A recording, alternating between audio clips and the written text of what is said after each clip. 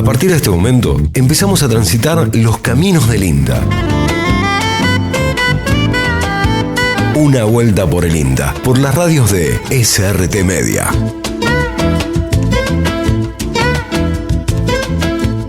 Bienvenidos y bienvenidas a Una Vuelta por el INTA, el programa del Instituto Nacional de Tecnología Agropecuaria aquí en SRT Media. El placer de compartir con ustedes la próxima hora en esta mañana de domingo. ¿Cómo estás, Fabri? ¿Cómo andás, Luquitas? ¿Cómo va todo? Muy bien, aquí hoy con la presencia de pecas rojos en la puesta en el aire, la ausencia de Mariano Britos, la ausencia de Soledad Winter y el trabajo también de Lucas Cuevas y Virginia Cagliero, que producen también este programa. ¿Cómo andas? Bien, por suerte me trata bien agosto, me trata con frío, che. Esta semana estuvo bastante fresquito, sí. Volvió un poco el frío esta semana, en donde también fue el 13 de agosto, el jueves pasado, el Día del Trabajador del INTA, así que un fuerte abrazo. Un gran abrazo a quienes pertenecemos y trabajamos en el Instituto Nacional de Tecnología.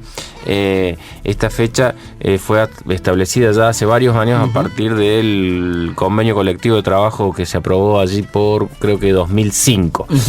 Así que, bueno, nada, un fuerte abrazo para una institución que, tras un fuerte ajuste, una fuerte reducción de personal de diferentes maneras, la última fue el retiro voluntario, está buscando reencontrar un rumbo, y en eso estamos trabajando. Así que también mañana es 17 de agosto. Fin de largo.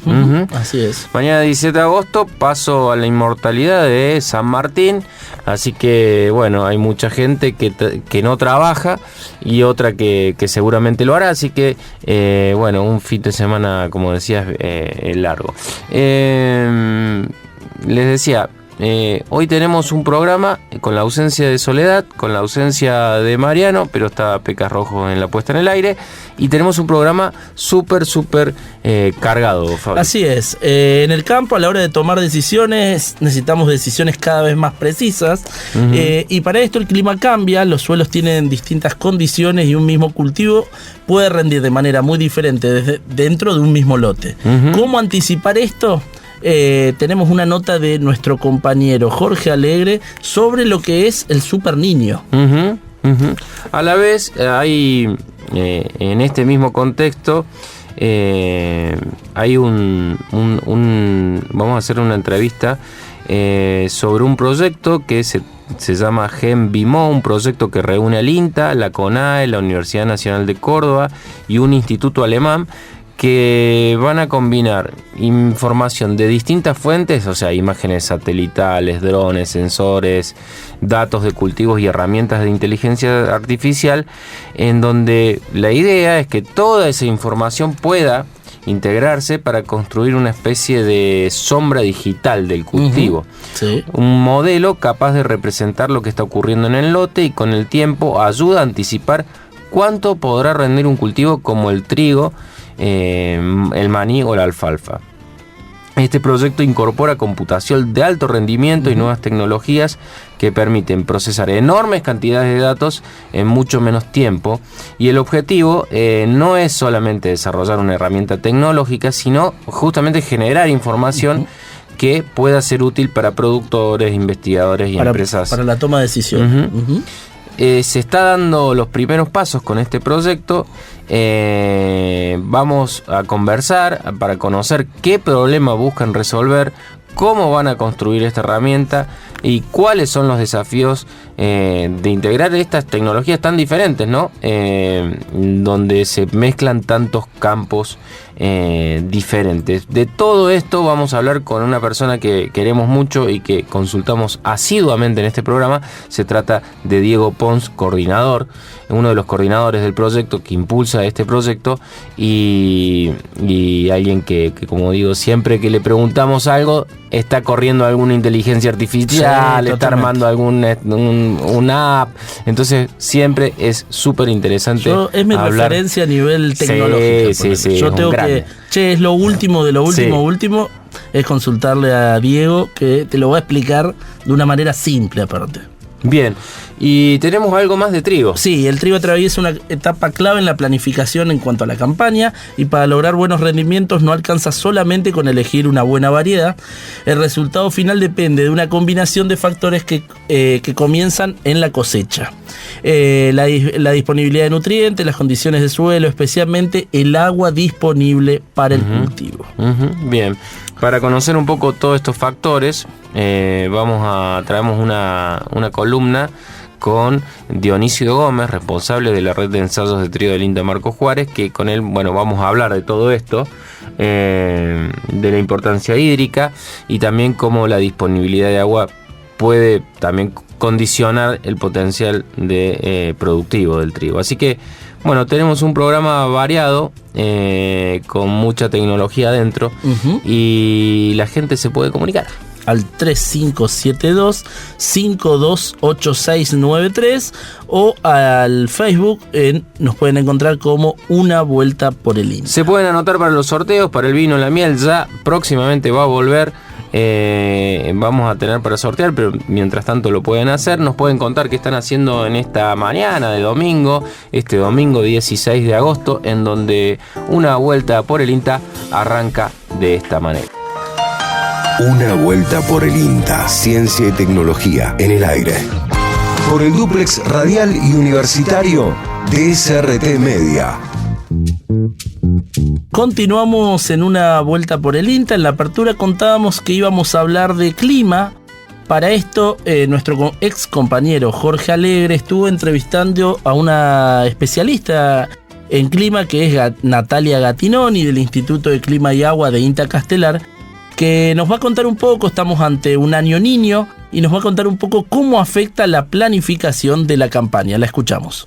Seguimos con este niño que se pronostica que alcance una intensidad fuerte, muy fuerte, están considerados, ya estamos entrando en umbrales moderados, y eso es lo que también ha llamado la atención y ha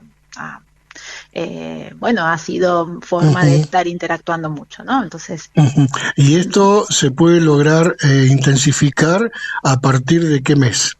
Mira, justamente los modelos e históricamente, porque el niño tiene un ciclo, ¿no? Generalmente puede empezar hacia mitad de año, hacia julio, agosto, y se intensifica en la primavera y luego comienza a disminuir para finalizar en lo que es el otoño. En particular, los niños anteriores hicieron ese ciclo, ¿no? De comenzar para un año y finalizan en el otoño. Son ciclos cortos, no hay niños que persistan demasiado, exceptuando el 86-87, pero en general son cortitos, a diferencia de las niñas.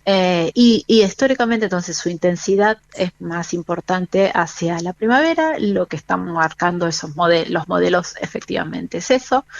Octubre, noviembre, diciembre, septiembre, octubre, noviembre, son 2 meses en los cuales se pronostica que el océano esté más caliente, ¿no? Eso sí, y después va a ir en paulatino ascenso después hay que esperar. Los modelos llegan hasta el otoño, marzo, abril, es donde llegan actualmente los modelos, van indicando que la intensidad van disminuyendo. Así que vamos a ir actualizando esto para ver cuándo es que finalizaría este fenómeno. Pero fíjate que abarcaría gran parte, o sea, lo que es la campaña fina y lo que es la campaña gruesa. Territorialmente, esto está ya planificado de acuerdo a los modelos, que puede ser en todo el territorio, en algunas partes. ¿Cómo están ustedes evaluando? Mira, tu pregunta apunta, y acá también está bueno, el fenómeno del niño es uno solo y es el que impacta a nivel global, así, pero no es, ahí va la cuestión, cuando vos me decís a nivel del territorio, es decir, en qué impacto tiene, ¿no? En las lluvias principalmente, donde nuestro país tiene una diferencia en su impacto. La señal más importante es sobre el litoral, Corrientes, Misiones. Si nos vamos a los países limítrofes, es Brasil, sur de Brasil, Uruguay, parte de región pampeana. Si se diluye un poco su señal en esta época, digamos, en lo que es la primavera, hacia el centro del país, y en este invierno aparece que está muy relacionado con las nevadas, áreas de las lluvias y las precipitaciones. porque incluye nevadas en Patagonia, ¿no? Entonces, no es la misma, a lo que voy es que no es el mismo impacto, la misma señal del fenómeno, ¿no? Norte de Brasil, nos vamos a otros países. Norte de Brasil, el fenómeno del Niño y los pronósticos también marcan condiciones deficitarias. Australia con condiciones deficitarias, ¿no? La India, parte de África. Entonces, tiene su impacto distinto. Y nosotros, por tener nuestro país tan grande, bueno, también tenemos distinta señal. A veces es más marcada, también depende de la época del año. Lo más importante es la primavera, y en particular octubre, noviembre, diciembre. El otoño a veces también. Así que bueno, eso es lo que nos marca históricamente, eso también, Jorge, hay que tener en cuenta, históricamente es esto, y nosotros que ahora lo vamos a actualizar cuando hablemos de pronóstico para los próximos meses, los pronósticos estacionales, ¿no? Los trimestrales que vamos divulgando mes a mes, ayuda para ir ajustando el panorama climático. Claro, y esto es importante también decirlo, Natalia, que el productor debe consultar o estar atento a los pronósticos que emita justamente el Servicio Meteorológico Nacional, pero a través del INTA Castelar, ¿no? Que ustedes actualizan esto permanentemente.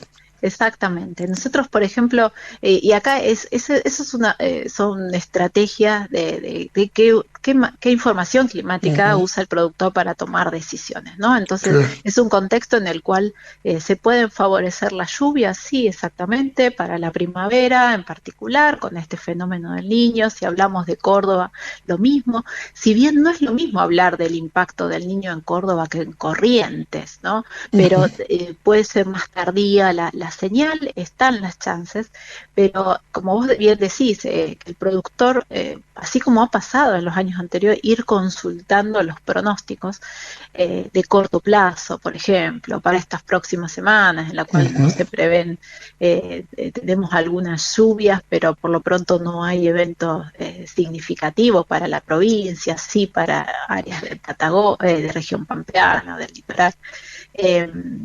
Y después los pronósticos trimestrales, que por ejemplo, cuando hablamos de pronóstico trimestral, acaba de actualizarse el pronóstico para agosto, septiembre, octubre, ¿no? Cómo finalizaríamos, por ejemplo, y cómo iniciamos la primavera. Fíjate que para el Servicio Meteorológico Nacional y coincidiendo con otros pronósticos, marcan un periodo de un trimestre en total con lluvias normales para la época. Esto quiere decir que vamos a ir saliendo del periodo seco, principalmente el oeste de la provincia,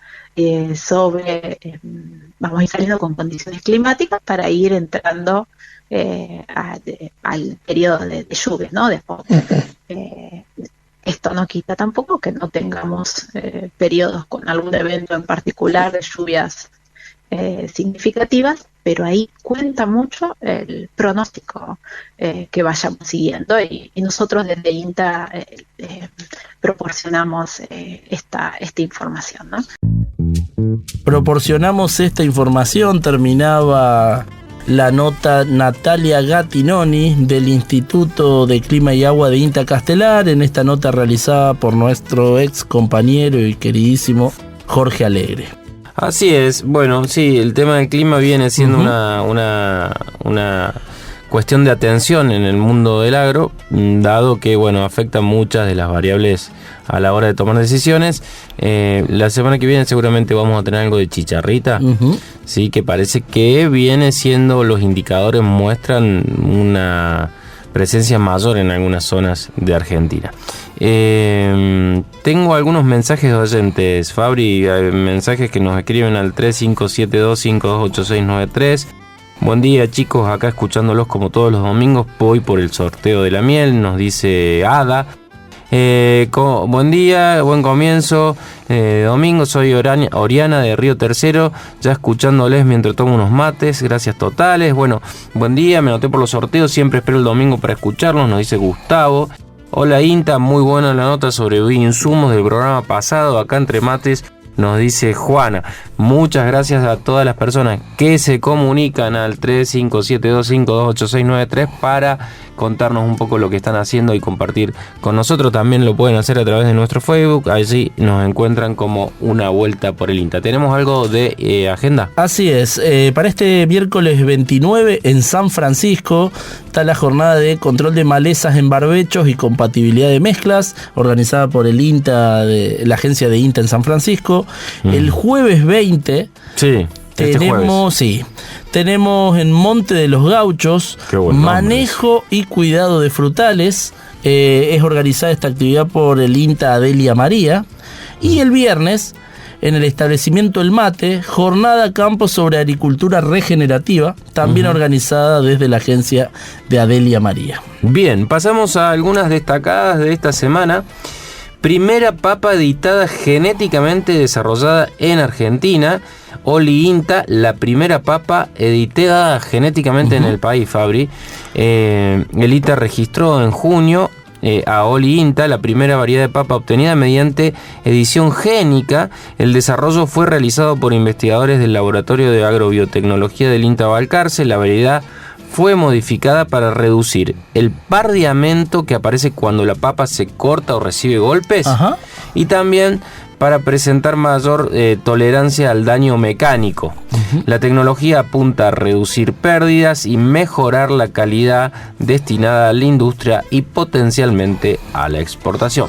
Récord de importación de carnes de cerdo. Argentina registró en junio un récord de importaciones de carnes de cerdo. Estas importaciones alcanzaron en junio un récord para lo que va del siglo. Ingresaron al país 6.428, el mayor volumen mensual desde 1999. El aumento se da mientras el consumo de carne de cerdo gana espacio frente a la carne vacuna, principalmente por una cuestión de precios. Desde el sector porcino advierten que el mayor ingreso de producto importado puede impactar sobre los precios que reciben los productores argentinos. Granja Tres Arroyos, ¿la tenés? Sí. La Granja Tres Arroyos cerró una planta y reordenó su estructura en Entre Ríos. La empresa avícola Granja Tres Arroyos avanzó en el cierre de su planta ubicada en Concepción del Uruguay.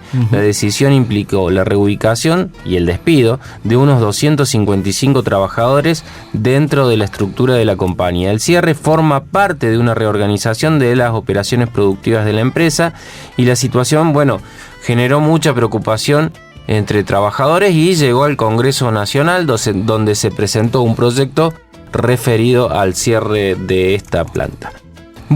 Estos fueron, ya vamos a volver con algunas destacadas más de la semana.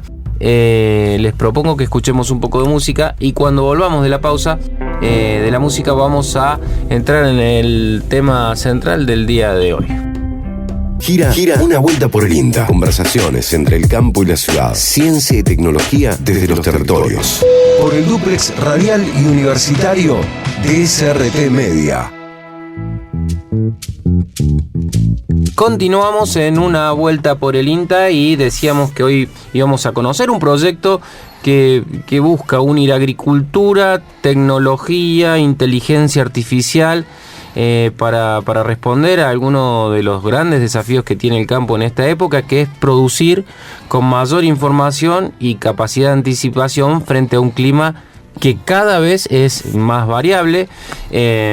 Así aparece en el horizonte GenVimo la sombra digital del agro. Así se presenta esta propuesta que combina datos espaciales, drones, sensores, supercomputación, con el objetivo de desarrollar herramientas que permitan estimar el rendimiento de cultivos como el trigo, el maní y lo que tiene que ver con la alfalfa.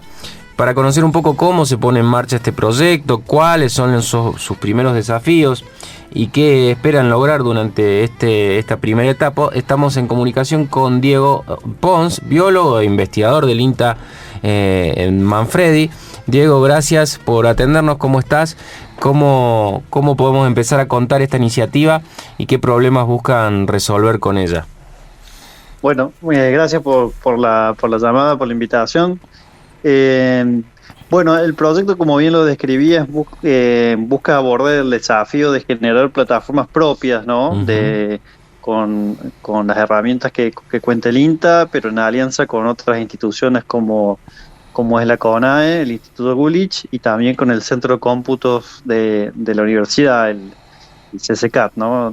Es un proyecto que surge de una visita que tuvimos dentro del marco del convenio con los alemanes, allá el año pasado, de este sitio piloto para ver áreas piloto entre Argentina y Alemania para evaluar la sustentabilidad de la producción y bueno, quedamos en contacto con investigadores de allá de Alemania para empezar a darle forma a esta iniciativa, que lo que busca es, como bien te decía, generar un prototipo de plataforma que le llamamos sombra digital por el hecho de que es el concepto que lo usamos de paraguas para este monitoreo multisensor que se hace a diferentes escalas de los lotes, ¿no? Ahí utilizamos imágenes satelitales, imágenes de dron de alta resolución, Internet de las cosas con sensores a campo que transmiten a través de redes como la red LoRa, y toda esa información es necesaria para poder tener un diagnóstico en el tiempo, ¿no? del cultivo, y debe integrarse a través del uso de hardware para computación de alto rendimiento, que bueno, en la institución no contamos con esos recursos, y por eso buscamos la alianza con la universidad para poder utilizar los clústeres que tienen ellos. Entonces ahí vamos a poder primero integrar gran cantidad por ejemplo, de imágenes de dron, que eso consume mucha capacidad de cómputo, así como algoritmos de inteligencia artificial, para, entre otras cosas, tratar de estimar el rendimiento de estos cultivos que comentabas vos, y en un futuro poder aplicar otros algoritmos, por ejemplo, para enfermedades y demás, dentro del mismo entorno. Súper interesante, ¿no? Durante muchos años el mejoramiento genético y la tecnología iban por caminos separados, si se quiere, ¿no, Diego? Este proyecto cruza datos de satélites de INTA, cruza datos de INTA con satélites de la CONAE. Claro, utiliza datos de satélites de la CONAE, utiliza información de los monitores de rendimiento de acá de la estación de Manfredi, y también trabajamos con los colegas de Marco Juárez. Sí. Estamos también en colaboración con la Red Nacional de Drones que tiene el INTA a través del coordinador Manuel Vicentín, y bueno, y trabajamos dentro de Manfredi con los grupos de trigo, alfalfa y maní, ¿no? Con los ecofisiólogos y los especialistas de alfalfa. Entonces ellos proveen de la información a campo de, bueno, cuáles son las variedades que están poniendo prueba acá dentro de Manfredi y de Marco Juárez, y vamos viendo cómo responden cómo han respondido en el tiempo, ¿no? De acuerdo a los historiales de rendimiento y biomasa, para poder ajustar modelos que nos sirvan a futuro para poder hacer esa estimación de rendimientos. Diego, vos contabas algo de que uno de los actores involucrados o que venían trabajando era con el centro de cómputos de la facultad de la Universidad Nacional. Esto puede reducir el proceso. Vos decías que se procesaban muchísimas imágenes y que lo que se hacía en días se hacía en horas. ¿Qué tan complejo es montar este sistema? Contanos un poco qué es lo que cambiará esto. Claro, la universidad cuenta con el CCCAT, que le llaman, que es el Centro de Cómputos de Alto Desempeño, o lo que llaman en inglés el High Computing Performance, ¿sí? El HCP. Y son centros como los que tiene Google, ¿no? En una escala menor, ¿no? En la cual tenemos racks o servidores que tienen supercomputadoras, y esas supercomputadoras tienen algunas placas de video de GPU que permiten correr algoritmos de inteligencia artificial que de otra forma están limitados en las computadoras que tenemos usualmente de escritorio, ¿no? Salvo que ustedes tengan en su computadora placas de video potentes, y aún así tarda mucho tiempo en procesar, por ejemplo, la integración de mosaicos de más de 5.000 imágenes cuando hacemos lotes muy grandes.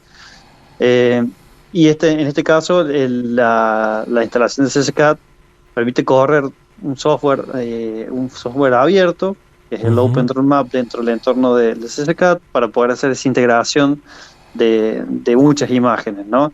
Y hasta ahora eso ha sido un cuello de botella para muchos productores en cuanto a, bueno, el productor compra la tecnología, un equipo, aprende a usarlo, quiere procesar las imágenes que obtiene, y cuando llega a ese punto se toca con que, bueno, necesita un software para ese procesamiento que, bueno, en muchos casos, por ejemplo, como software pagos como el Pix4D, son bastante caros, ¿sí? Licencias de $2.000, $3.000. Entonces, lo que queremos con esto es proveer, de alguna forma, en un futuro, si el proyecto camina y tenemos éxito, una plataforma de bajo costo para que, bueno, tanto la gente de la red de drones de INTA como en un futuro los mismos productores puedan acceder a esta herramienta para procesamientos mucho más rápidos, ¿no? Y a su vez correr algoritmos que, bueno, hoy por hoy es prohibitivo correrlos con equipos de escritorio, como por ejemplo segmentación o identificación de objetos al campo. Por darles un ejemplo, cuando se clasifican las vacas que hay en un corral o se clasifican daños por ejemplo, en cultivos por una determinada plaga, ¿sí? Que requieren mucha resolución, mucho detalle de las imágenes, y eso hace que los mosaicos de las imágenes que se componen con todas esas imágenes que da el dron sea muy pesado para poder procesar. Entonces, bueno, contar con estas herramientas nos permite ir un poquito más allá y tener la posibilidad de generar productos que son hoy están limitados hoy por ese tipo de recursos. Claro, en definitiva lo que están haciendo es están entrenando una inteligencia artificial para que a partir de toda la información esta que vos mencionas, que es de muchas capas, porque la información muchas veces está, ustedes están cruzando toda esa información y entrenando a una inteligencia artificial para que pueda predecir rendimiento, pueda aprender a partir de los datos reales que ya existen. Esa sería más o menos el corazón de la propuesta. Exacto, y sobre todo es para los grupos dentro de INTA que cada uno, bueno, en los organismos de ciencia y técnica, cada uno trabaja en su disciplina. El desafío es la integración de toda esa info y cómo es el flujo de información, ¿no? Porque por un lado tenemos los monitores de rendimiento que los tiene INTA, por otro lado tenemos las imágenes que tiene CONAE, por otro lado vamos a tener los datos de campo tomados con el sensor, y todo eso tiene que integrarse en una misma plataforma, ¿no? Que hoy no existe, que es a la que estamos tratando de desarrollar con todos los desafíos que tiene esto de la seguridad de los datos, de la integración de los servidores, y bueno, y todo eso a su vez, como decías vos, entrena los algoritmos de inteligencia artificial, que después para predecir necesitamos tener esas supercomputadoras para que puedan correr algoritmos, por ejemplo, como de redes neuronales y demás. Entonces, casi es el desafío de integrar las capacidades de las diferentes instituciones, de diferentes equipos y diferentes disciplinas, ¿no? Con la idea de que estos proyectos sirvan como piloto para que se den nuevas iniciativas que pueden en un futuro terminar en una startup o en un prototipo que pueda tener una aplicación más comercial. Pero en un principio el desafío es esto de encontrar cómo encajan los equipos, cómo encajan las tecnologías para poder tener un prototipo, y a partir de ahí empezamos a ver si da como para tener un esquema de negocios o cualquier otra cosa. Diego, estamos hablando con Diego Pons. Diego es biólogo, trabaja en la estación experimental del INTA Manfredi acerca de este proyecto GenBimo. Diego, ¿cómo esto puede impactar? O sea, cuando uno habla de estos temas y esta gran cantidad de procesamiento de datos y que esta información empieza a cruzarse y empieza cada vez a hacerse un uso más específico, ¿cómo crees que esto puede impactar concretamente en los productores y en qué cosas en particular, ¿no? Así, digo, pensando también en el corto y mediano plazo. Claro. Usualmente cuando hablamos de inteligencia artificial, el común de nosotros piensa en bueno, herramientas como el ChatGPT o Claude o Gemini, ¿no? Pero la inteligencia artificial va un poco más allá, hay otros niveles de integración de información y de algoritmos que utilizan lo que llamamos el machine learning o el deep learning, donde aprenden a reconocer patrones, ¿no? Entonces lo que buscamos con esto es, bueno, que reconozcan patrones en el comportamiento del clima, los suelos, los cultivos, para poder tener posibilidades, como decíamos, de predecir. Y en cultivos que hoy por hoy, si bien trigo, existen muchos modelos, alfalfa y maní no tiene modelos, ¿sí? Que permitan predecir así con mucha exactitud en periodos anteriores a la cosecha, ¿eh? Entonces, claro, en el caso, por ejemplo, del maní, eso permitiría planificar mejor, por ejemplo, cuál es la logística para el movimiento de la cosecha, cómo son los rendimientos, cuánto es lo que se puede destinar a exportación, ¿sí? Con mucho más antelación. Y en el caso de alfalfa, poder prever cuál es la cantidad de biomasa que va a tener cada corte para poder también hacer un uso estratégico de esa info. Al menos en estos 3 cultivos que pensamos que puede tener un impacto en cuanto a la logística, a la programación y el manejo mismo de los cultivos, ¿no? Pero bueno, estamos en una etapa inicial, recién empezando con toda la fuerza del proyecto, con todo el entusiasmo, y hay muchos imponderables y cosas que tenemos que seguir trabajando, pero creemos que, bueno, al menos un prototipo viable vamos a conseguir para poder darle al sector. Vos comentabas, Diego, que este proyecto tenía como distintas capas a las que, bueno, obviamente mediante esto quieren llegar. ¿Cuánto es el tiempo estimado del proyecto? ¿Cómo se visualiza de acá a un tiempo? Claro, el proyecto suena muy ambicioso, de hecho lo es, por el tiempo que tenemos de un año. Por eso nosotros apuntamos a un prototipo mínimo viable, ¿no? En el cual se dé este flujo de información. Podemos tener algunos prototipos por ejemplo, de sensores a campo, que hoy, si quisiéramos tener esos sensores a campo, tenemos que pagar ya empresas que nos proveen ese tipo de información, y lo que estamos generando es tecnología soberana, digamos, ¿no? Generada en colaboración, por ejemplo, en el caso de la red DOLA de los sensores, con el laboratorio de telecomunicaciones de la Facultad de Ciencias Exactas, tratando de generar estas capacidades también dentro de los equipos de trabajo. Entonces, bueno, el tiempo que tenemos para el desarrollo de este primer prototipo es de un año. Ya te estás estresando. Sí, ya me era medio corto. Y bueno, empezamos cerca de abril, mayo, entonces, bueno, para fin de año esperamos tener al menos un prototipo para ponerlo a prueba con los datos de esta campaña, digamos.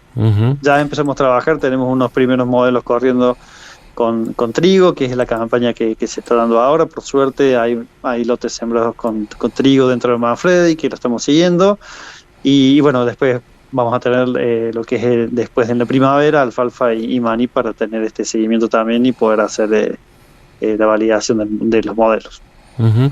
Tenés al INTA, tenés a la CONAE, tenés a la UNC, un instituto alemán. ¿Cómo se está dando esa sinergia de distintas profesiones, distintos países, distintas organizaciones? Me imagino que debe ser súper enriquecedor en términos profesionales cruzar todas estas capas, ¿no, Diego? Claro, tiene su complejidad, como me imagino, desde el punto de vista de la coordinación. Nosotros lo coordinamos, por suerte tengo una compañera que siempre nos entendemos muy bien y la llevamos en otros proyectos que hemos trabajado, que es Victoria Marinelli, que está en el Gulich. Victoria, de hecho, ha sido parte de INTA y ahora trabaja en la conocemos, claro, ha pasado por bueno, nos hemos dividido las tareas en equipos, ¿viste? Equipos que trabajan con la parte de cultivo, con verdad de campo, otros que trabajan con la parte de sistemas de integración, otros con la parte de sensores y otros que lo que sería detección y modelos. Y bueno, tenemos reuniones periódicas, semanales o quincenales, según es el caso, como vienen avanzando los equipos, y con la metodología, tratando de adoptar este esquema de metodologías ágiles que usan las tecnológicas, de tener reuniones cortas, pero ir llevando una actualización de las actividades, y de esa forma se mantiene en este contexto de incertidumbre y de poco financiamiento, digamos, tratar de mantener a los equipos motivados, ¿sí? Es un desafío tratar de mantener, hacer un uso eficiente de estos de los recursos también. Es otro desafío más, pero bueno, de esa forma nos mantenemos la dinámica y vamos generando cosas que nos retroalimentan. Bien, un financiamiento inicial de $10.000 puestos por Argeninta, la fundación de INTA, que pusieron en computadoras y sensores, un potencial objetivo, un público, una población objetivo de unos 1.300 productores. Uno dice esto y dice, la verdad que es para sacarse el sombrero estas personas que están haciendo ciencia con un sentido estratégico con tan poca plata y pensando, digo, $10.000 es poca plata para de lo que estamos hablando, y pensando en el momento institucional que estamos viviendo, Diego, así que felicitaciones a vos y a todo el equipo. Sí, lo que estás describiendo no es más ni menos la idiosincrasia de cualquier persona que trata de hacer algo de ciencia en Argentina, ¿no? Esto de arreglárselas con lo que tienen y bueno, de hecho es por eso que la ciencia es bien vista, la ciencia argentina en todo el mundo, porque genera cosas que mueven la aguja, mueven la frontera del conocimiento con pocos recursos, pero con mucho compromiso. Entonces resaltar esto de la lucha del sector y del apoyo que necesita para que el país pueda avanzar con recursos innovadores, con ciencia y tecnología, que es lo que hace que las naciones progresen, digamos, ¿no? Entonces resaltar un poco eso ¿cómo se llama?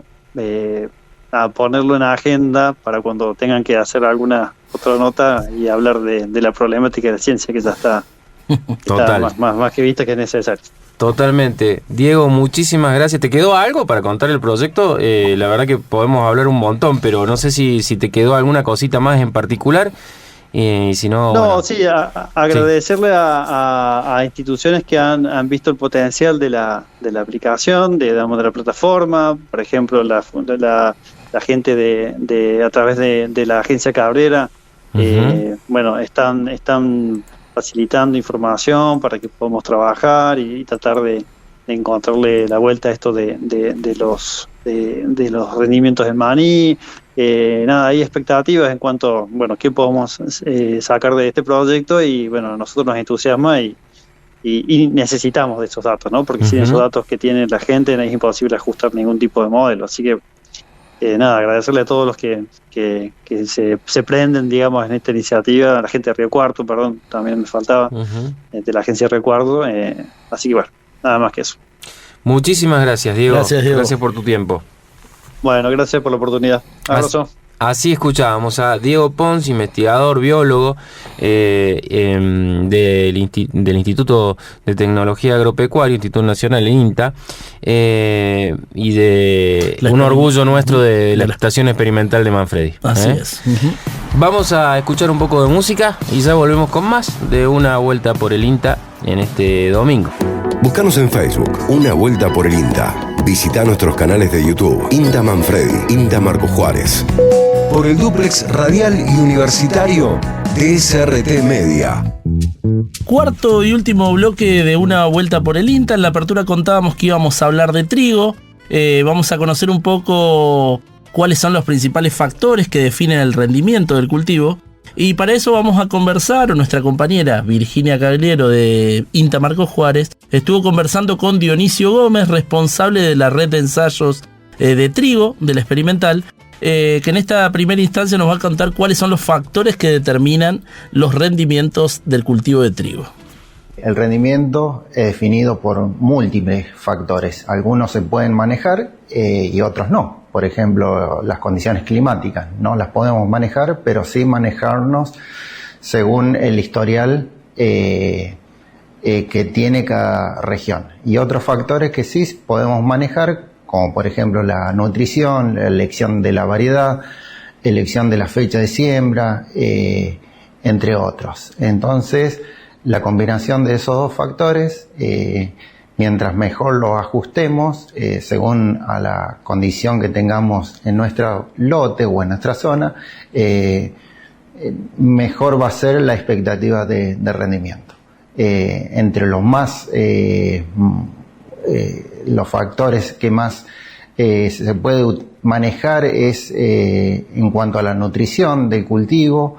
Previo a eso hay que ajustar muy bien la elección de la variedad que queremos sembrar, teniendo diversos aspectos en cuanto a la sanidad, el ciclo, el porte, entre otros. Cuando lo tengamos definido y ajustado a su fecha de siembra óptima, lo que nos sigue es manejar la nutrición del cultivo.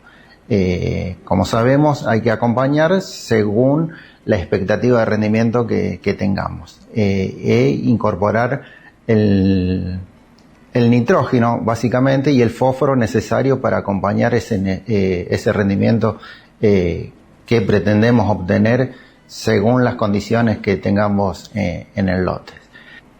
Otros aspectos para monitorear una vez implantado el cultivo es el aspecto sanitario, que desde el comienzo, ya a esta altura, lo empezamos a monitorear para ver presencia de enfermedades y actuar en tiempo y forma para evitar daños posibles de enfermedades. Así pasaba Dionisio Gómez en esta primera parte contando los factores que definen los rendimientos, y en esta segunda va a hablar un poco sobre lo que es respecto a nutrientes, valores de nitrógeno y fósforo que necesita el cultivo. Bueno, en cuanto al nitrógeno, que es básicamente el principal nutriente que define el rendimiento, nosotros tomamos como medida previa incorporar o hacer que el cultivo disponga de 30 kilos por cada 1000 kilos de rendimiento esperado.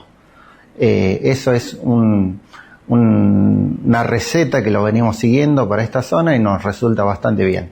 Eso es para obtener un rendimiento esperado y mantener un cierto nivel de proteína de alrededor del 11%.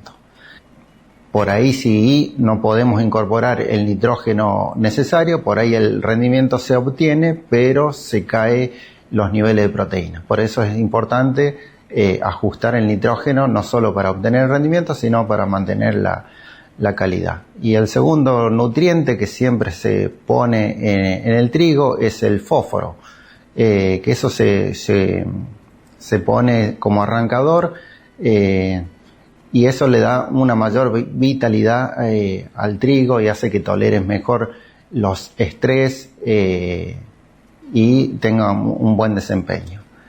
En cuanto al monitoreo de enfermedades, hemos estado dando vuelta por acá en la zona y dentro de la experimental, y aún no se ven presencia de enfermedades. Pero bueno, este clima que está húmedo, probablemente empiecen a aparecer en variedades susceptibles las primeras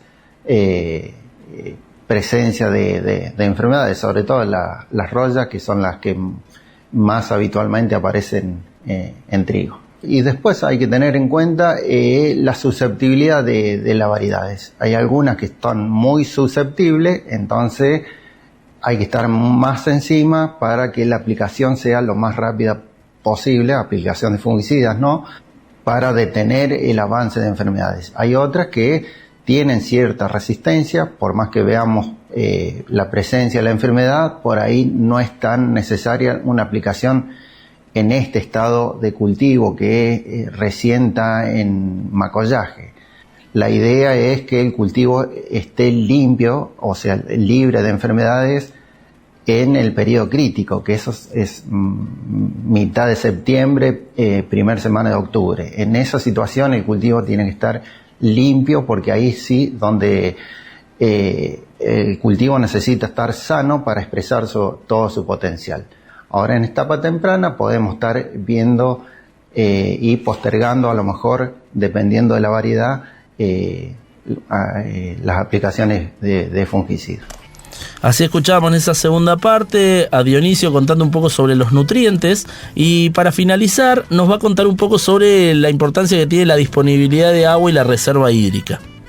En general tuvo muy buena recarga, si bien el mes de mayo fue menos llovedor de lo común, que en algunas situaciones tuvimos consulta de que se secó los primeros centímetros del suelo, entonces algunos postergaron la siembra hacia al mes de junio, donde hubo una lluviecita, aunque sea pequeña, pero volvió a recuperar la humedad superficial del suelo y se volvieron y se pudieron sembrar más o menos la misma superficie del año anterior.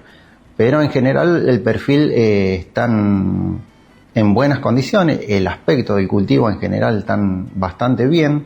Y sí, hay pronóstico de que este año va a ser más llovedor, por eso hay que estar atento por el tema de enfermedades, cuando empiece a llenar el grano, que generalmente esos son los meses más llovedores, septiembre, octubre y noviembre. Hay que estar atento en ese periodo para ver de que los cultivos no estén con presencia de enfermedades muy abundante como para que limiten la expresión del rendimiento. Así escuchamos en este bloque completo a Dionisio Gómez, responsable de la red de ensayos de trigo de INTA Marcos Juárez, contando un poco sobre los factores que definen los rendimientos, los nutrientes y la disponibilidad de agua. Bueno, mientras algunos corren modelos de inteligencia artificial, a nosotros nos corre el tiempo. Así es. Taparelo, en el día de hoy vamos a hacer rapidito las últimas destacadas. Les traje una para que lea usted, que es la segunda. Bueno. Arranco yo. Récord para las exportaciones de aceites. Las exportaciones argentinas de aceite y soja y de aceite de soja y girasol atraviesan un fuerte crecimiento y podrían alcanzar un nuevo récord durante el 26 de este año. Las proyecciones hablan de embarques superiores a 4.7 millones de toneladas entre ambos aceites. El aceite de girasol marcaría además un máximo histórico con alrededor de 1.2 millones de toneladas. La mayor disponibilidad de materia prima y una demanda internacional explican buena parte de este escenario. Esta es la que tenía para mí, me gusta mucho. Los Antiguos vuelve al mundo con sus cerezas. Uh-huh. He tenido el placer de probar la cereza de Los Antiguos. Claro, es lo más grande que hay. Más de 600 toneladas de cereza de Los Antiguos llegaron al mercado internacional con denominación de origen, después de haber quedado sepultado por las cenizas de volcán Hudson en 1991. Los Antiguos en Santa Cruz se prepara para un nuevo hito productivo. En la próxima temporada exportará más de 600 toneladas de cerezas con el sello Cereza del Valle de los Antiguos, Patagonia, convirtiéndose en la primera fruta argentina exportada con denominación de origen. La fruta llegará principalmente a España, además de mercados de Medio Oriente y de Estados Unidos, y llevará un sistema de trazabilidad que garantiza su calidad y procedencia. ¿A usted lo afectó el volcán Hudson? No tengo recuerdo. ¿No tenés recuerdo? Yo estuve varado una semana en Caleta Olivia, en un albergue del gremio de los docentes santacruceños, haciendo mascarita para poder andar por la ceniza. No veíamos más allá del capo para manejar. Bueno, la última, Congreso Argentino de Forrajes. Córdoba reúne a especialistas de Argentina y el mundo para hablar de producción forrajera. Córdoba será sede del 19, 20, 21 de agosto del Congreso Argentino de Forrajes, organizado por la Cámara Argentina de Contratistas Forrajeros. El encuentro reunirá a productores, contratistas, asesores y estudiantes con especialistas de Argentina, Estados Unidos, Canadá y Brasil. Se abordarán temas vinculados a la nutrición animal, la producción y la conservación de forrajes, la salud de los rodeos y la sostenibilidad. Entre los disertantes estarán investigadores, referentes de la cadena lechera y especialistas internacionales en producción ganadera. Tengo algunos saluditos para ir terminando. Vamos cerrando, dale, Buenos días de Camino del Cuadrado. Aguante el INTA, participo por los sorteos. Amigos del INTA, durante un mes no los pude escuchar y me causa una alegría enorme hacerlo ahora. Los saludo y voy por los sorteos. Y vos sabés que esta semana escribieron en el WhatsApp. Lo volvemos a repetir para que vayan escribiendo al 3572-528693. Nos escribió Sol y Lucas desde Hurlingham, que nos escuchan por Spotify. Saludos grande, Sol y Lucas. Se quieren anotar por la miel, así que cuando vuelva a haber premios en este programa quedarán anotados del sorteo. Totalmente. Buenos días del Camino al Cuadrado, aguante el INTA, participo por sorteo. ¿Me quedó alguno? No, queda solamente el de mi vieja. Ahí va. Lo tengo que hacer extensivo. ¿Cómo queda bien usted con la familia? Quedo bien con la familia. Sí, pero, muy bien. No, pero todos los domingos después de este programa me manda un mensajito a mi vieja y me dice: qué lo genia. escuché. ¿Cómo se llama tu vieja? Silvia Susana Córdoba. Silvia, un abrazo muy grande y gracias por la compañía. Esto ha sido todo por hoy. Nos reencontramos el próximo domingo aquí en SRT Media. Saludos. Hasta aquí, una vuelta por el INTA. Por las radios de SRT Media.